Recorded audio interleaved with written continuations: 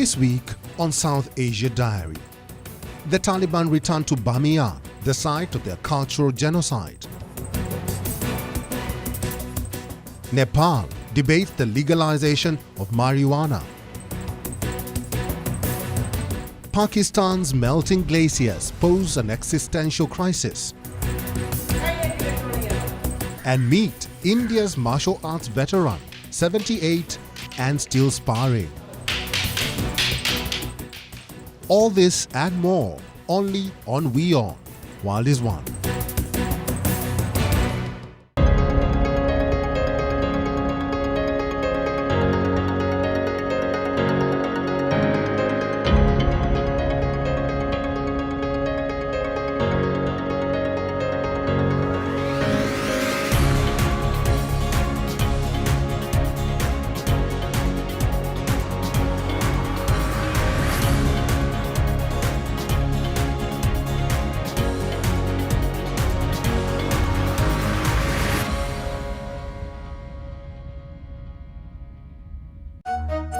Stay connected with the world through WION.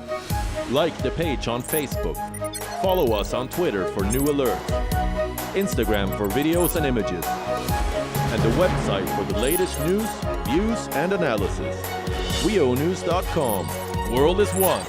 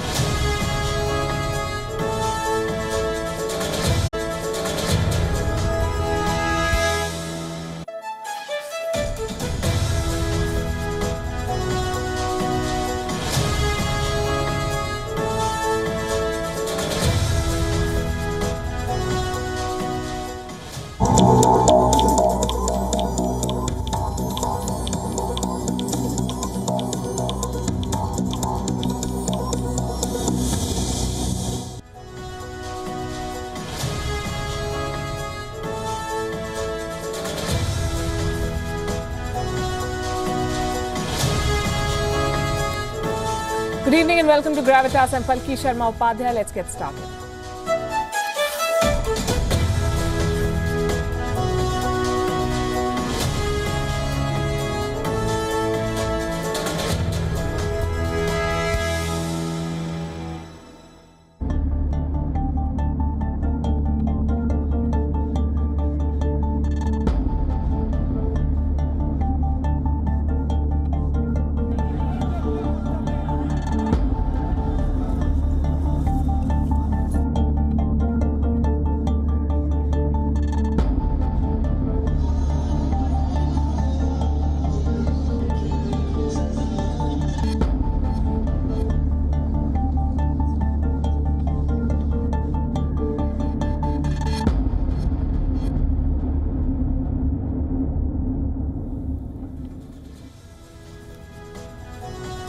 Afghanistan is known as the graveyard of empires, and for good reason. Empire after empire, superpower after superpower tried to control Afghanistan and failed. The British fought 3 wars in Afghanistan in the 1800s. They had to retreat. The Soviets invaded Afghanistan during the Cold War. They were defeated by insurgent groups. And we all saw America's humiliating exit 2 months back from the very same Afghanistan. Now, China has struck a deal with the Taliban to rule Afghanistan. But already the Chinese have burned their fingers. The Islamic State has declared a war on them. The Islamic State Khorasan, ISIS-K, is recruiting Uyghur and Baloch and mounting a force to fight China. We'll tell you all about it. We begin as always with Gravitas Global Headlines. The man charged with the murder of British politician David Ames was found to have links with the Islamic State terror group. At the Westminster Magistrates Court, the prosecutors stated that Ali Harbi Ali had been planning to kill the British parliamentarian for 2 years. Ames was stabbed to death in east of London last week. In a national address, the Prime Minister of India hailed the people of the country for achieving the historic milestone of 1 billion vaccinations. The Prime Minister stated that the impressive figure reflected a picture of new India. Prime Minister Modi also highlighted that India's vaccine program was science-born, science-driven and science-based. After Pakistan's Foreign Minister Shah Mahmood Qureshi's visit to Kabul, the Taliban has been invited to Islamabad for talks. The talks aim to iron out a range of issues which include refugee crisis, border disputes, economic and humanitarian assistance.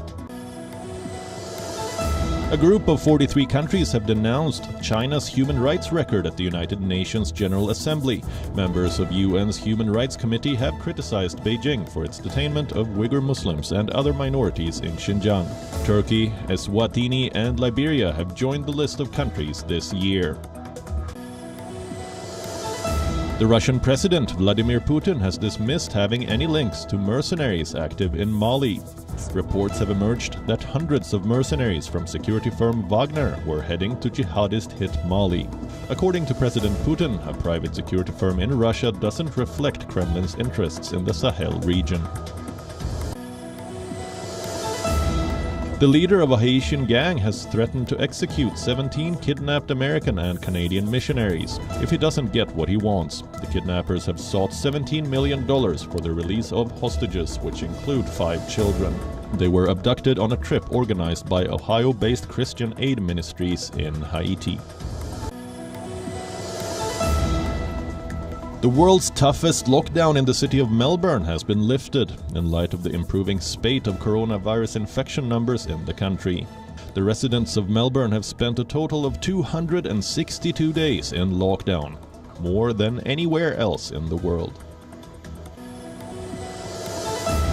Nearly 200 people have died in floods and landslides in the Himalayan region, as forecasters warn of yet more heavy rain. Nepal has recorded the sharpest rise in casualties overnight, with at least 88 people reported dead. And India has lost 55 citizens to the deadly rains and landslides.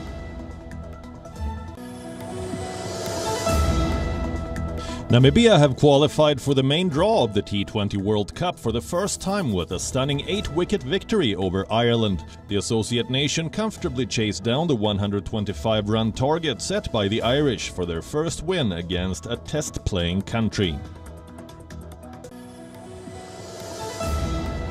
Home favorite Hideki Matsuyama has taken a one-stroke lead at the Zozo Championship in Japan after the second round.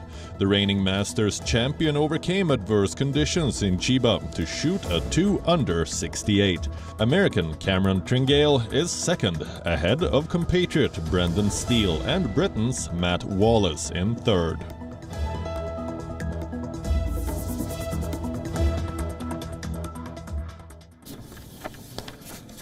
The Islamic State has declared war on China.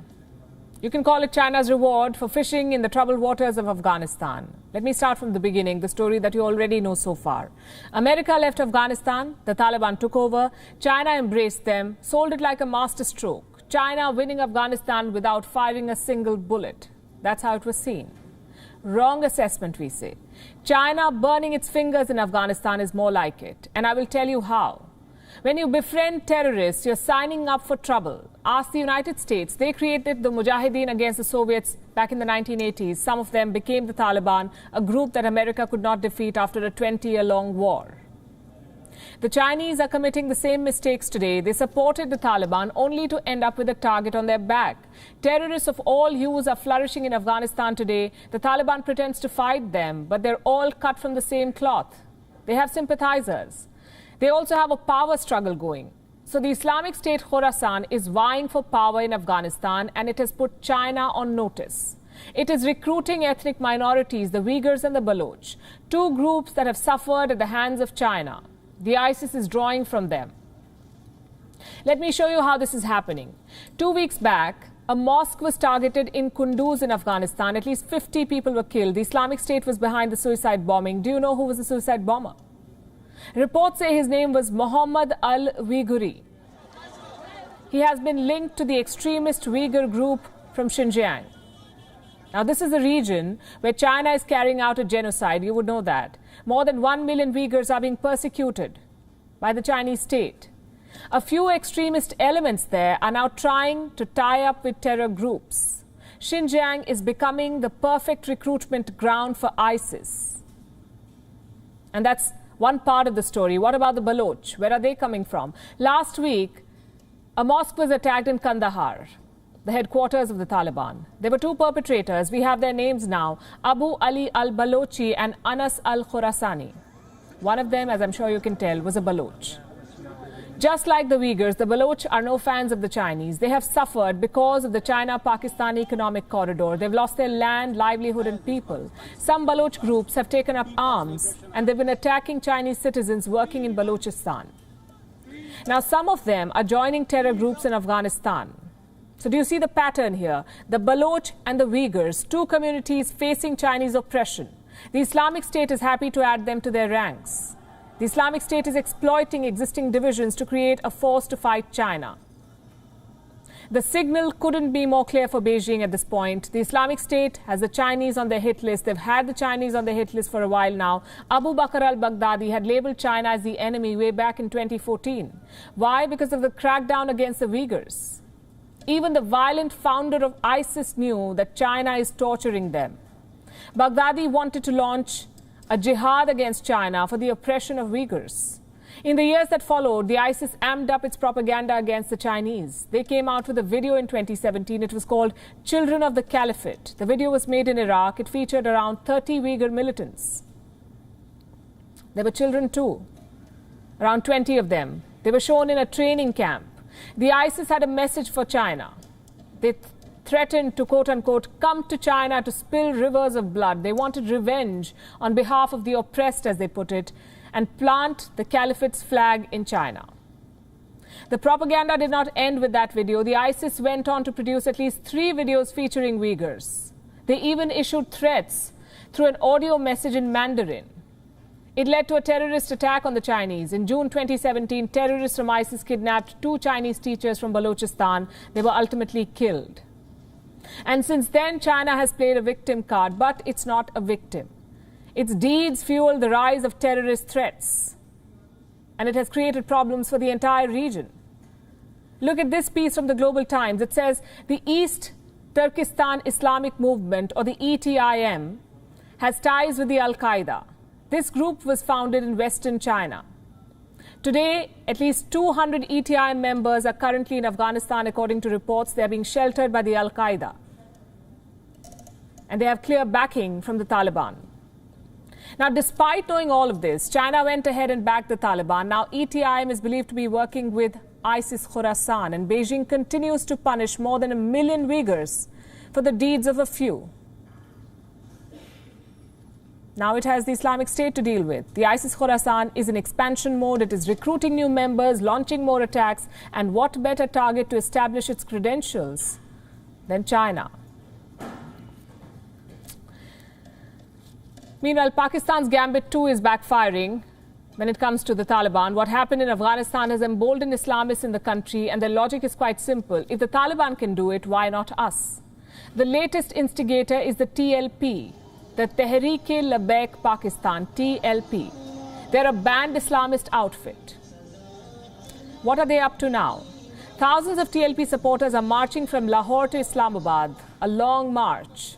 That's what they're calling it. The situation is precarious. Reports say around 1,000 TLP supporters have been arrested. Major highways have been closed off and internet services disconnected. Clearly, the authorities are preparing for the worst, and with good reason. We're getting reports of sporadic violence from Pakistan. A few train stations were attacked, a few CCTV cameras destroyed, and in some places, the TLP members clashed with police. Things are most volatile in Lahore and Rawalpindi, but chances are it could get worse. The TLP is talking about a plan B. What exactly is this plan? Let's first tell you what a TLP leader told his followers at a protest. And I have that quote: "If any hurdles are created, the party also has a plan B to thwart any official attempts. The government better implement the agreement in true spirit or get ready to face the consequences." Two parts to that statement: the tone and the message. The tone is pretty clear. It's a threat to the Pakistani government. Do not stop the long march. That's what they're saying. Do not block the TLP from entering Islamabad. As for plan B, this is a banned extremist outfit. Their backup plan is unlikely to be civil disobedience. Chances are it will be violent. Now for the message. What agreement is the TLP leader talking about here? What triggered this long march? Why are they protesting? To understand that, I'll have to take you back to November 2020. The TLP was organizing similar protests across the country. What did they want then? Removal of the French ambassador. A French magazine published caricatures of Prophet Muhammad. In response, the TLP asked the Pakistan government to cut all ties with France. Even stranger, the government agreed. That was in November 2020. Months went by, but nothing happened. Pakistan's opposition clearly wasn't interested in the agreement. They called it illogical, and rightly so. So the TLP revived their protests. You probably remember these pictures from April this year. The entire country was paralyzed. What did Imran Khan do this time? No agreement. His government banned the TLP in April this year. Their leader, Saad Hussain Rizvi, was arrested. So this long march now has two objectives. Number one is the release of Saad Rizvi, and number two, expanding radicalism. And that's always been the TLP's agenda. They're firm defenders of Pakistan's blasphemy laws. They want Sharia to be implemented across the country. And don't think this is some fringe outfit. It's not. The TLP was the fifth largest party in the 2018 election. They received around 2.2 million votes. In April this year, the TLP was allowed to contest a by-election in Karachi. And remember, this is a party banned under anti-terror laws. They contested an election. They were fielding candidates for the parliament. What's worse, their candidate came third, ahead of Prime Minister Imran Khan's own party. So fringe or mainstream, you decide. Pakistan has been playing a dangerous double game on terrorism. In public, they claim to be victims. But behind the scenes, their deep state sponsors terror proxies. Case in point, the Taliban. On Thursday, Pakistan's Foreign Minister Shah Mahmood Qureshi visited Kabul. The Taliban rolled out the red carpet. Qureshi was all smiles at the Kabul airport. All the pride of a happy godfather was visible on his face. And this was his assessment after the talks. Listen to this. जो recognition है ना, वो अभी दुनिया के किसी मुल्क ने नहीं किया, बशमूल पाकिस्तान के. As far as recognition is concerned, no country in the world has recognized the Taliban yet, including Pakistan. Obviously, it is their desire, their wish that they be recognized. And during my talks with them, I, as a neighbor, as a friend, as a well-wisher, told them what steps they can take that will increase their chances of international acceptability. We had exchanged ideas about that. International acceptability में इजाफा होगा और उस पर हमारा तबादला ख्याल हुआ. Neighbor, friend, well-wisher. That's how Qureshi described Pakistan's relationship with the Taliban. And this is precisely the problem. What's the difference between the TLP and the Taliban? There isn't any. I would say the Taliban is worse than the TLP. And what is the Pakistan government doing? They're supporting that very same Taliban. Pakistan must understand that the Taliban is not just a group. It's an ideology, it's a mindset. And these things do not respect boundaries. Islamabad tried to use the Taliban as a geopolitical tool. They basically struck a deal with the devil. And now the devil is inside their home. What's happening in Afghanistan in the meantime? A quick reminder, it's Friday. For the last 2 weeks, there have been blasts in Afghanistan every Friday. The culprit in both the cases was the ISIS, the Islamic State, not the Taliban. At least that's what they're saying. What's happening in Afghanistan is a strange role reversal. For the longest time, the Taliban were the perpetrators of violence. They now hold cabinet berths. The Taliban are in charge of the country's security, guardians of the law they once so openly broke. enter the Islamic State. They've decided to step in and fill the void created by the Taliban's apparent absence from terror. And you will understand why I use the word apparent. Anyhow, the ISIS has now become the biggest threat to the Taliban's Afghanistan. They have staged numerous attacks over the last 2 months. They've attacked Shiite mosques, killed several people in Kandahar and Kunduz. So the Taliban have decided to go after the ISIS Khorasan.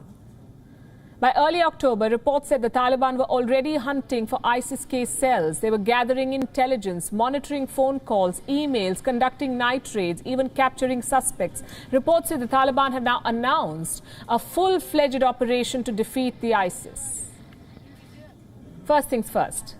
The group that operates in Afghanistan is called the ISIS Khorasan. Most of you already know this. Islamic State Khorasan. The group is based out of the Afghan province of Nangarhar. ISIS Khorasan would carry out attacks even during the government of Ashraf Ghani. But the frequency and intensity have gone up since the 15th of August, the day the Taliban took over. Now, why is it important for the Taliban to take on the ISIS-K? For the Taliban, the ISIS is a litmus test. If the Taliban manage to neutralize the threat from ISIS, they get to establish their authority. Second, the Taliban also get to portray themselves as a group that's serious about maintaining law and order. Going after the ISIS-K gives the Taliban the chance to send out that signal. To whom? The international community, foreign donors, investors. It is important for the Taliban to showcase to the world that they are determined to fight terror. But here's a question. Signaling aside, is the Taliban even serious about fighting the ISIS? Also, is it capable of fighting the ISIS?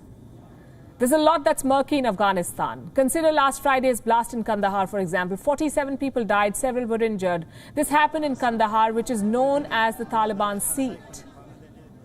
Did the Taliban not have intel? Or did they choose to not act?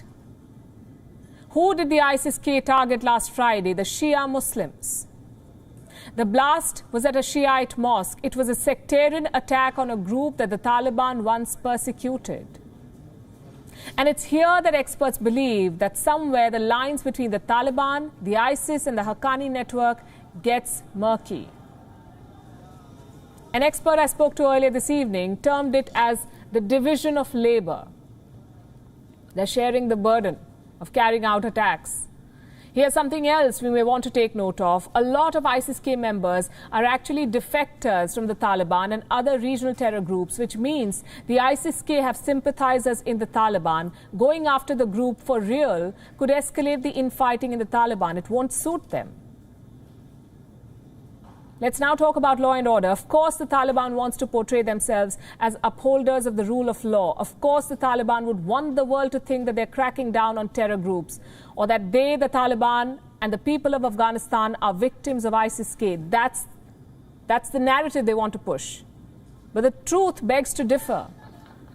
I'll show you a headline from 3 days ago. Over 2 months after the Taliban promised peace in Afghanistan, the terror group has not given up jihad. It is offering rewards to suicide bombers, dishing out land in return of bloodshed. The Taliban's interior minister is celebrating a suicide bomber, meeting and greeting his family. So forget taking on another terror group. Are the Taliban even serious about giving up terror? They should drop the pretense of going after the Islamic State. And I'll come back to Pakistan. Their economy is an accountant's nightmare. A whole lot of loans, but very little income. As they say, the books are all over the place. What Pakistan needs is fiscal prudence, wise and mature policies. Instead, the government is splurging on propaganda and their target is Kashmir. Pakistan has long been calling October 27th a black day for Kashmir. We call it alternative history, or in simpler words, fake news. I'll tell you the real story.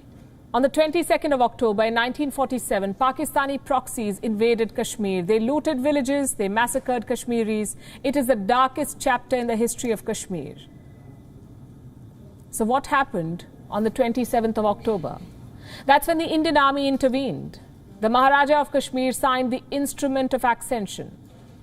The next day, the Indian Army was deployed to defend Kashmir. This is what happened in 1947, the real history.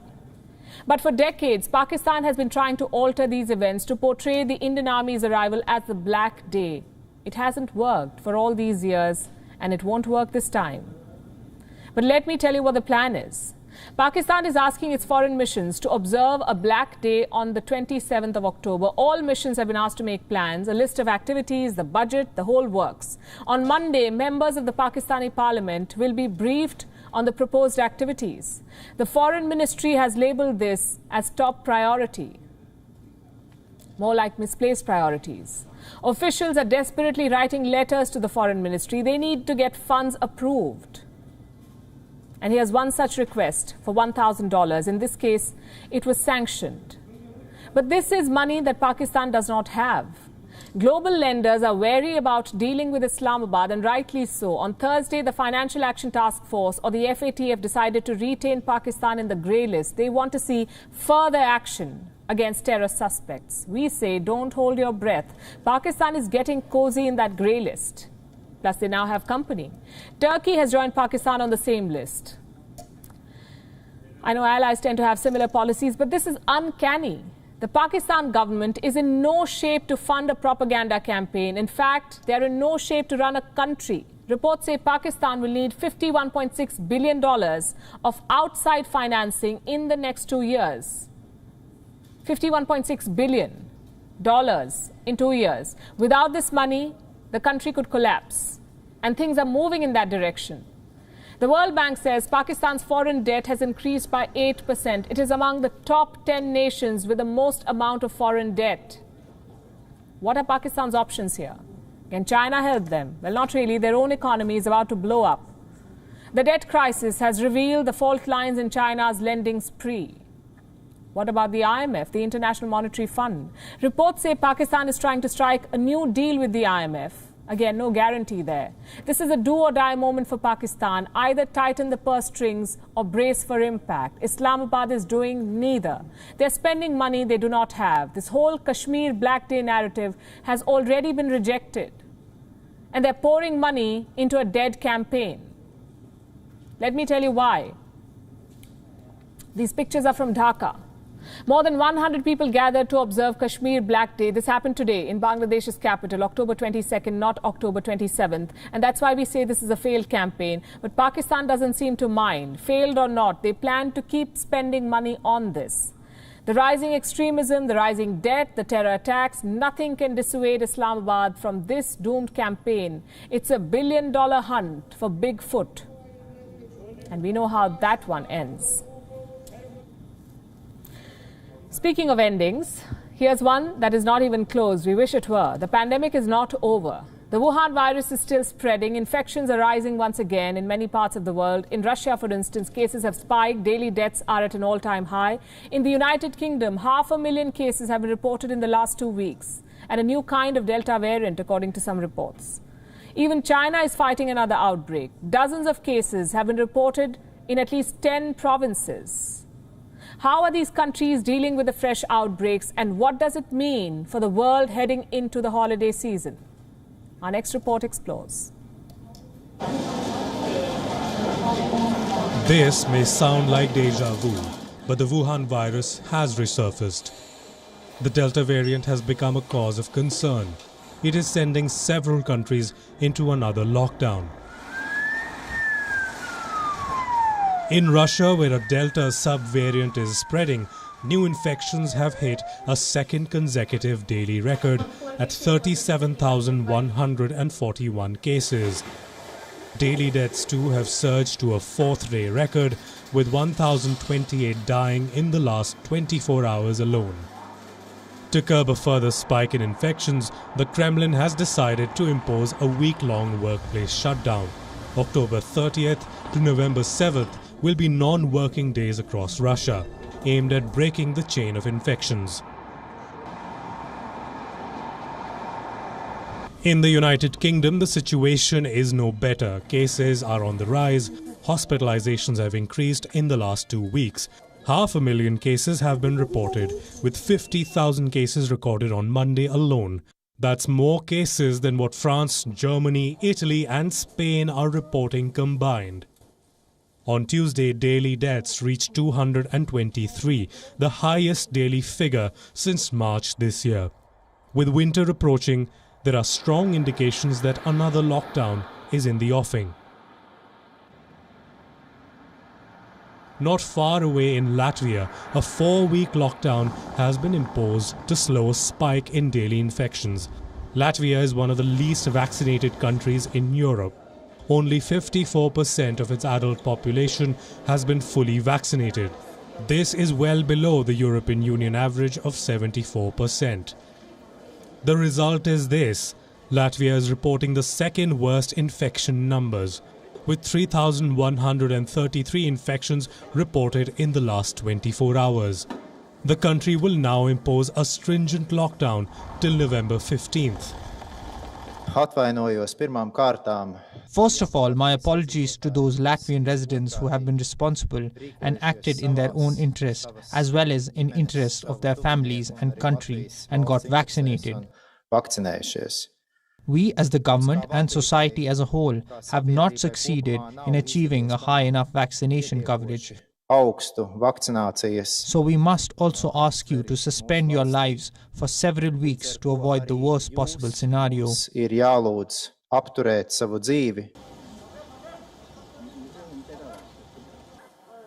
Back in Asia, China is fighting a new outbreak, primarily in the country's northwest. Dozens of cases have been reported in at least 10 provinces. The CCP, which has maintained a relentless zero cases approach, has rolled out mass testing and shut down tourist sites to combat the surge. In New Zealand too, the cases have skyrocketed to touch an all-time high. Most of the new cases are being reported in Auckland, the largest city in the country. Numbers are still in dozens, but New Zealand, which was one of the best records on tackling the virus, is not taking any chances. It plans to extend the lockdown in the city for 2 more weeks. As for the rest of the country, the restrictions will only be eased when 90% of its population is fully vaccinated. We've looked at all of the evidence, talked to experts, looked at modelling for our situation, and set a target of 90% fully vaccinated for each DHB in New Zealand. 22 months into the pandemic, and we're still a long way from taming the virus, struggling with one wave after another. How long will this cycle persist? It is still hard to predict. Bureau Report, WION World is One. And now to the biggest story from the United States. Hollywood star Alec Baldwin, the winner of 3 Golden Globe Awards, was involved in what's been called an accident at the set of his upcoming film. The 63-year-old actor fired a prop gun, which killed the film's cinematographer and injured the director. No charges have been filed, no arrests have been made. An investigation is underway. Here's a report on what it has revealed so far. These images have gone viral. They show a distraught Alec Baldwin after he accidentally shot and killed the cinematographer of his new movie. The film's director has also been wounded. This happened in Santa Fe, New Mexico, on the sets of Rust, an upcoming feature film. The actor was shooting with a prop gun, which apparently contained live ammunition. The film's crew says they were blank rounds. The exact truth is yet to emerge. Here's what happened though. The actor ended up killing Helena Hutchins, the film's director of photography. Reports say she was shot in the stomach at around 1:50 p.m. local time. The crew airlifted her to a hospital, but she succumbed to her injuries. Joel Souza, the film's director, was also injured in the incident. He was shot in the shoulder and was taken to a nearby hospital. The sheriff's office in Santa Fe has sealed the sets of the film. It hasn't filed any charges yet, neither has it made any arrests. An investigation is underway. Eyewitnesses are being interviewed. A formal statement is expected soon. This tragedy has triggered a debate on the use of firearms as props for films. Weapons experts say a series of guidelines have to be followed. Only cartridges with no bullets are allowed. The weapon has to be inspected after each scene, and there has to be a safety distance of 20 feet in front of the muzzle. Were these protocols followed? No one knows. But it is not the first time in Hollywood when a prop gun has led to a death. This has happened before. In 1984, actor John Eric Hexum died on the sets of a TV series called Cover Up. The show was being filmed at the 20th Century Fox Studios in Century City. The actor was practicing with a pistol loaded with blanks. He had jokingly placed it on his right temple, but was unaware that at close range, a blank can cause great damage. He pulled the trigger and lost his life. And in 1993, Brandon Lee, the son of Bruce Lee, was killed on the set of a feature film during the filming of a death scene. The actor was fatally shot by a prop gun that was loaded with improperly made dummy rounds. He died after 6 hours of emergency surgery. Now, Alec Baldwin finds himself at the center of a similar tragedy. The 63-year-old is a 3-time Emmy Award-winning actor. He is also famous for portraying Donald Trump on Saturday Night Live. His comic portrayals that were critical of the former US president have irked many of Trump's supporters. Sorry, this is the COVID map. Okay, the map's not important, okay? Put the map away. No one wants to see the map. Thank you, Kaylee. Some of them are now wondering whether this incident was an accident at all. Bureau Report, WION. World is One.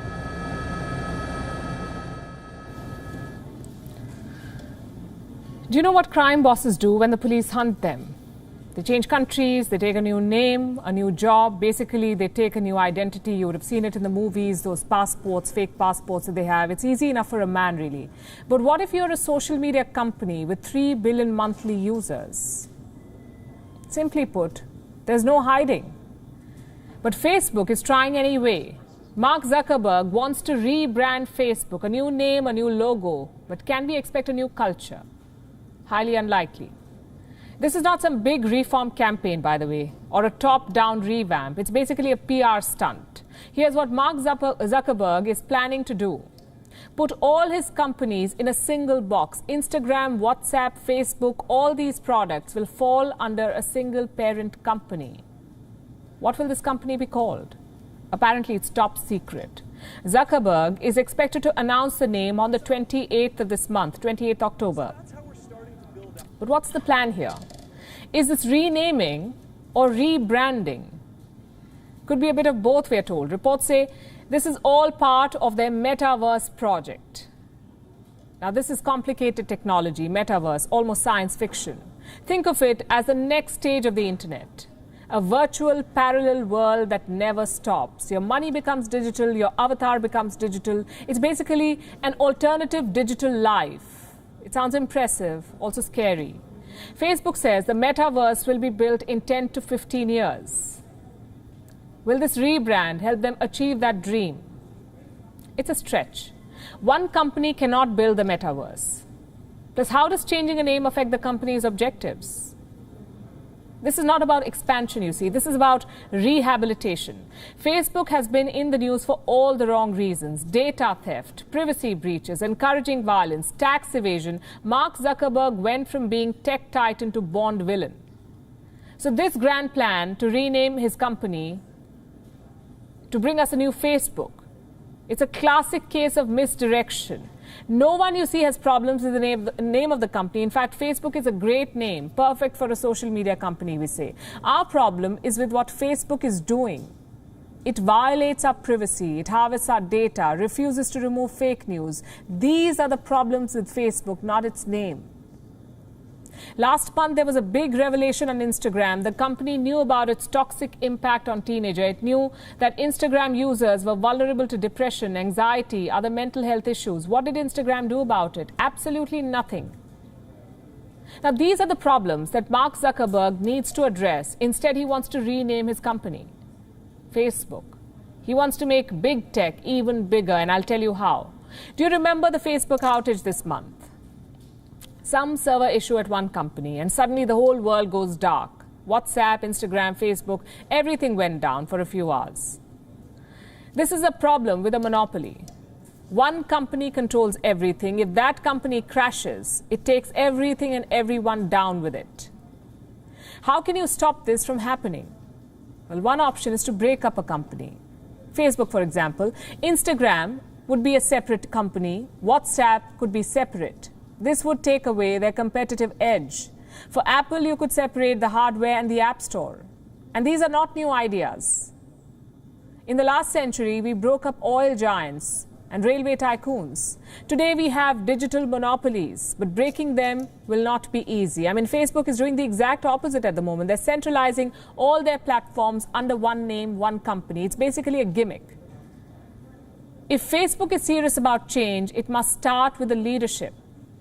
Mark Zuckerberg, he keeps testifying in the US Congress. He keeps promising change. He keeps saying sorry, but we are yet to see anything.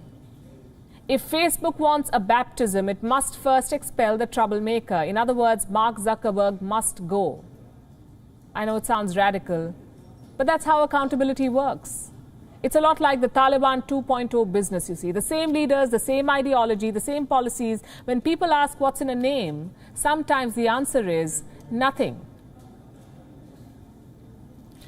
Meanwhile, tensions between America and China are growing over Taiwan. Earlier this week, we told you about a Chinese missile test. China tested a nuclear-capable hypersonic missile. It wasn't really a resounding success. China denies the test. Turns out it has been testing missiles all summer. An arms race is underway. The United States is trying to catch up. It has tested hypersonic weapon components. It is mounting a response to China's aggression in the Taiwan Straits, also hinting at military intervention in Taiwan. China has responded to those comments. Our next report brings you up to speed with a conflict that's heating up every day. Will America protect Taiwan? On Thursday, the US president faced this question at a town hall. Joe Biden replied with a yes. His Secretary of Defense agreed too. As we've done over multiple administrations, we'll continue to help Taiwan with the sorts of capabilities that it needs to defend itself, and so we'll stay focused on those things. Why was the Biden administration giving these reassurances? The reason is China's rapid military advances. Apparently, America has been stunned by secret missile tests in China. Many believe Beijing has successfully tested a hypersonic missile. Not once, but twice this summer. Beijing denies these claims, but Washington is concerned. The United States lags behind in this technology. Biden maintains America still has the strongest military in the world. But in the event of a war, Chinese missiles would have an edge. These new missiles can fly at more than 5 times the speed of sound. They can escape radar, and they can even carry a nuclear warhead. Experts believe Beijing is afraid. China believes the risk of a conventional war with America is growing. So it wants whatever edge it can get. Today, Beijing told Washington it would not compromise on Taiwan. Taiwan is an inalienable part of China's territory. The Taiwan issue is purely an internal affair of China that allows no foreign intervention. When it comes to issues related to China's sovereignty and territorial integrity and other core interests, there is no room for China to compromise or make concessions, and no one should underestimate the strong determination, firm will and strong ability of the Chinese people to defend national sovereignty and territorial integrity and not to stand in opposition to the 1.4 billion Chinese people. China's missile tests has kicked off an arms race. The United States is accelerating its hypersonic weapons program. The US Navy and the Army have conducted 3 tests since they heard about the Chinese hypersonic missiles. It's only a matter of time that America gains hypersonic capabilities. The amassing of weapons will only increase the threat of war. Bureau Report, WION World is One. We'll end tonight's show with a story from Barbados. The country is now a republic. It has removed the British Queen as the head of state. Barbados has appointed its first ever president. Her name is Sandra Mason. She's 72. She currently serves as the country's Governor General. 1 year back, it was she who had read out the country's decision to drop the Queen. Having attained independence over half a century ago, our country can be in no doubt about its capacity for self-governance. The time has come to fully leave our colonial past behind. Come 30th of November, Mason will be sworn in as Barbados' president. 30th of November is also the country's Independence Day. This year, Barbados will mark the 55th anniversary of its independence from the British rule. What better way to celebrate freedom? 1996, Dominica, 1978, Mauritius, 1992, and Barbados took the decision in 2020. We reported it then too, and now the country has found the Queen's replacement. To Barbados, we say, congratulations once again. It's time more countries followed suit. It's time more countries embrace sovereignty, more countries drop the Queen as their head of state. And for the record, I have nothing against the Queen. My question is about the purpose of this great colonial hangover. How does it even help? Come to think of it, how does the whole idea of the Commonwealth help? And who exactly does it help? The country I can think of, the only country I can think of rather, is Britain. Commonwealth helps it cling on to its past glory. There was a time when Britain ruled half the world. It had colonies across continents. They said the sun never set on the British Empire. When Britain was forced to pack its bags and exit many of its colonies, Commonwealth helped the British throne cling on to that feeling of power. So the Crown sold the idea of maintaining association between erstwhile colonies. It sold the dream of kinship and unity. The Commonwealth was promoted as a family of nations. Countries with similar past, countries with familiarity to the English language, similar sports, similar system of education, similar colonial history. But here's something, none of the 54 countries except Britain chose that history. The British colonialism was imposed on them. And so was the English language and everything else that came with the English culture. They did not choose it. So in a way, the Commonwealth is a reminder of shared oppression. It's a reminder we can really do without. It is time to move on. Most countries already have. Only 16 Commonwealth nations have retained the British monarch as their head of state. 6 Commonwealth countries today have their own monarch. 32 are republic. Is there any reason they should stay in the Commonwealth? Zero country it trades with, but does not necessarily share the Commonwealth table with, say the United States or countries in West Asia.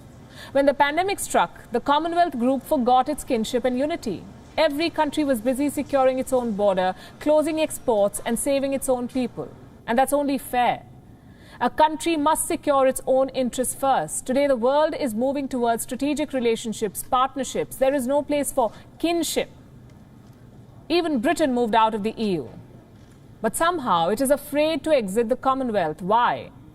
And what is stopping other countries from dumping the Commonwealth when the group is clearly failing? What purpose does it serve? In 2013, the Commonwealth Charter cheered democracy and human rights, but the group took no action when democracy was crushed in Myanmar or erstwhile Burma. Countries including the UK today are cancelling or withholding financial contribution to the Commonwealth Secretariat. But they won't call a spade and simply shut the account and bid adieu to the Commonwealth. Again, why? What's the use of clinging on to the past when the world is planning for the future? 2.2 billion people around deserve a fresh start. Let's face it, the sun has set on the British Empire and it's time to wake up and move on. Think about it. On that note, we're wrapping the show, leaving you with Gravitas images. Have a good weekend. We'll see you on Monday.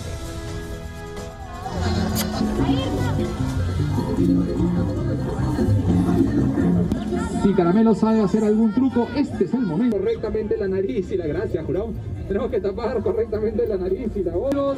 Para canes, canelitas, pastelería canina, amigo, producto canino, jurado.